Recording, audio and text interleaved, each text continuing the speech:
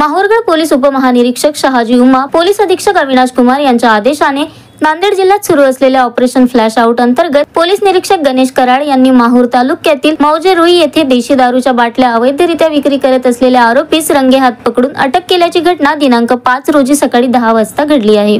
Police निरीक्षक गणेश कराड यांनी operation flash आउटची अंमलबजावणी दणक्यात सुरू केल्याने गेल्या आठवड्याभरात अनेक गुन्हे दाखल झाले असून आरोपींना रंगेहात पकडून न्यायालयीन कोठडीत पाठविण्यात आले आहे। तर लाखो रुपयांचा मुद्देमालही जप्त करण्यात आलेला आहे। मौजे रुई येथे दिनांक 4 रोजी पोलीस निरीक्षक गणेश कराड यांनी शांतता बैठक घेऊन नागरिकांना अवैध धंदे करू नका, व्यसनापासून दूर राहा असे सविस्तर मार्गदर्शन केले होते। परंतु दुसऱ्याच दिवशी येथील संजू लोट नावाच्या व्यक्तीने देशी दारूचे 42 बॉटल घेऊन विक्री करत असताना त्यास रंगेहात पकडले।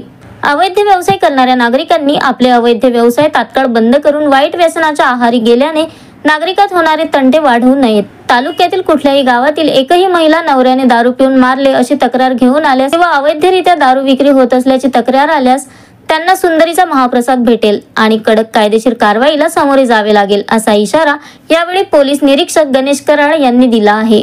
या कारवाईत police head constable Ashish Dagwal, चालक प्रशांत भोपळे, ज्ञानेश्वर खंदाडे, पवन राऊत, शिल्पा राठोड, क्रांती राठोड, गजानन जाधव, होमगार्ड सलमान मजीद खान यांनी परिश्रम घेतले। Shankar Bhalerao, the sting operation news, Mahur. The sting operation news, सत्याचे दुसरे नाव, अन्यायावर लेखणीचा घाव।